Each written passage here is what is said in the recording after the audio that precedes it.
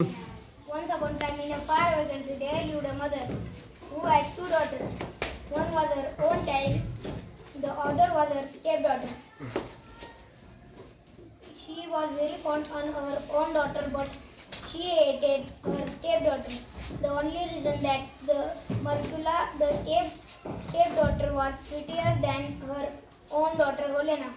Marcula had to do all the housework, tidying up the cottage, cooking, washing, spinning, weaving, and the like work, and she did it all without a word of complaint, while Helena spent the time herself lazing about. Even then, Helena and her mother and rated and abused Marcula every day.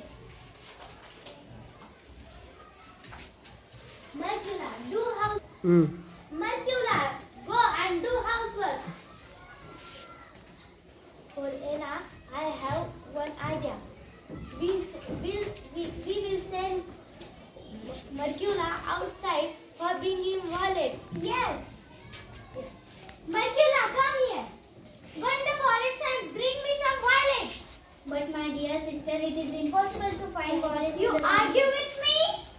If you don't bring violets, I will kill you. Marcula went into the forest, weeping bitterly.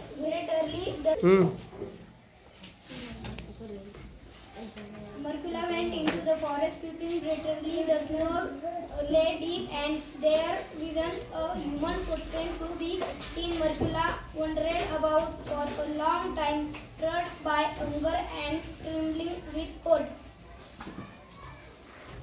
Please excuse me, sir. Let me warm my hands with your fire. Yes, my little dear girl. But why are you came here? What are you looking for? I am looking for violet flowers.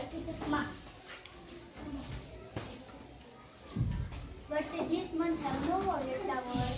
I know, but my stepsister and my stepmother said bring me some violets from the forest. And I do not bring violets, they will kill me. Brother Mark, take high seat. Mark took a high seat upon the stone, waved the club over the fire.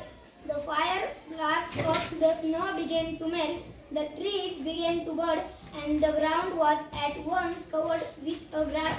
It was springtime. The violets began to bloom among their little leaves, and before Marcula had time to think so many of them, the swing up that they looked like a blue cloth spread out on the ground. Thank you, Father. Marcula is come. Where you find it? I find it top of the mountain. Give me. Do your housework. Next day. Again idea. Marcula, go out. We will send Marcula outside for bringing tasty some strawberries. Yes. Marcula, come here. Divya. Marcula, go in the forest and bring me some strawberries. But my dear sister, it is impossible to find strawberries in this hard winter. You argue with me? If you don't bring strawberries, I will kill you. Go. Marcula went to the forest, weeping bitterly. The snow was lying deep, and there wasn't a human footprint to be seen anywhere. She wandered about for a long time,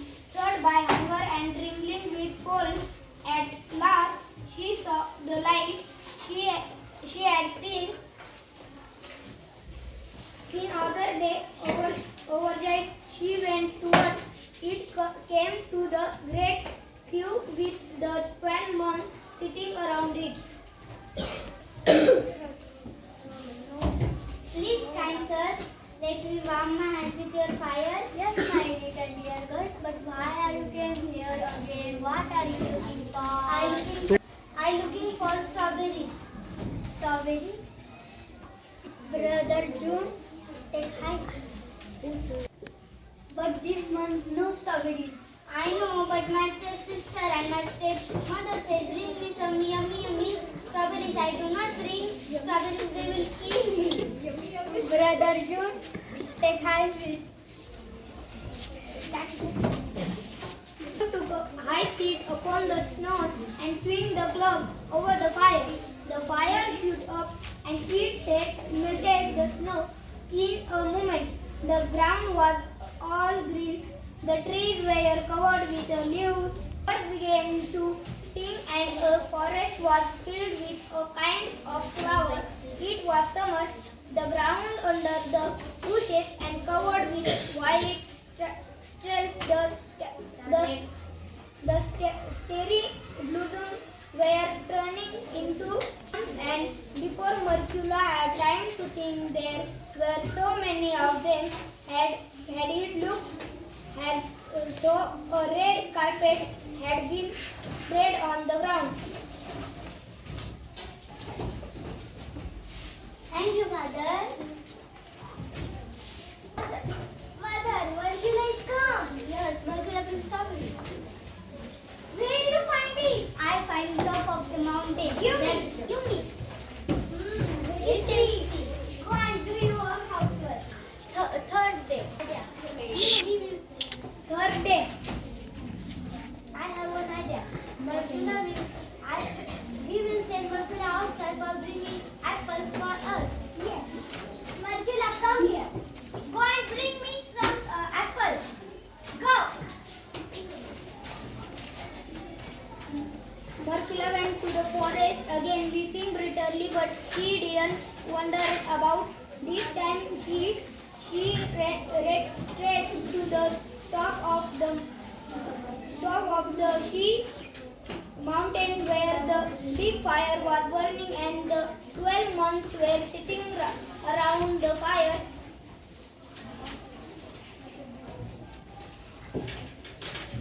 Excuse me, sir, sitting warm and with your fire? Yes, my dear little girl, but why are you came here again? What are you looking for? I am looking for some red apples.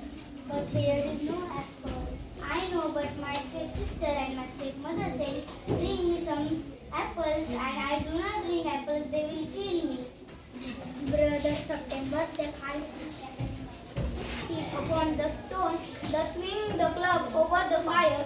The fire began to burn with a red flame. The snow began to melt, but there was a cold wind that sent the faded leaves down to the ground. It was ultimate. Mercula saw just one apple tree with red apples hanging huge among its branches.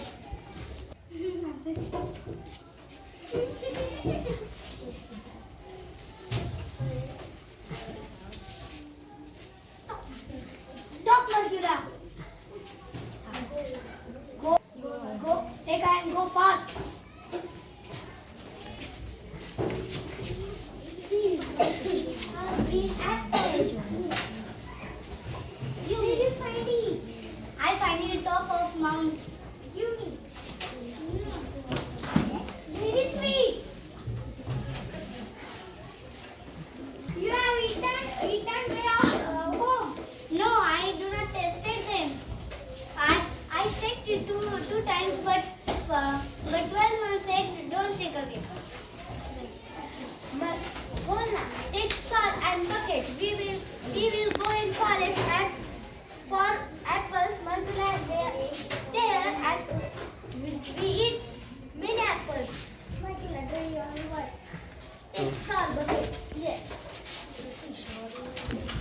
The snow began lay deep, and they wandered about for a long time.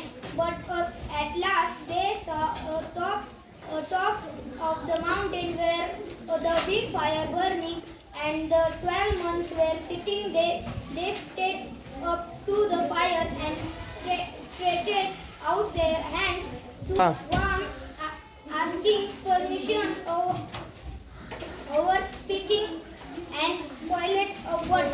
Say now. Why are you come here? What are you looking? What do you want to old fool?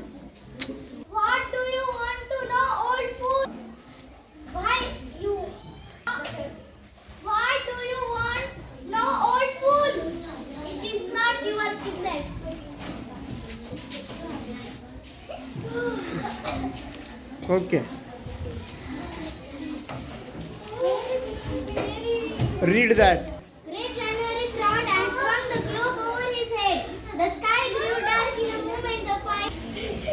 Great January frowned and swung the globe over his head. The sky grew dark in a moment. The fire burned low. The snow began to fall. Do not laugh. Thick and an icy wind began to blow through the forest.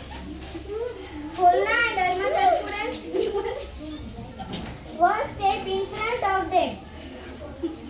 They tried to find their way out of the snow, fell in huge masses and soon were lost in it. At home, Margula waited and ate Holna, and her mother did not come back. When she went to search for them, she found neither her mother and sister nor the 12 months in the forest. At last she returned home sadly. Start. At last she returned home sadly. So good Marcula inherited the cottage and the land around it. She married a kind husband and they both lived happily.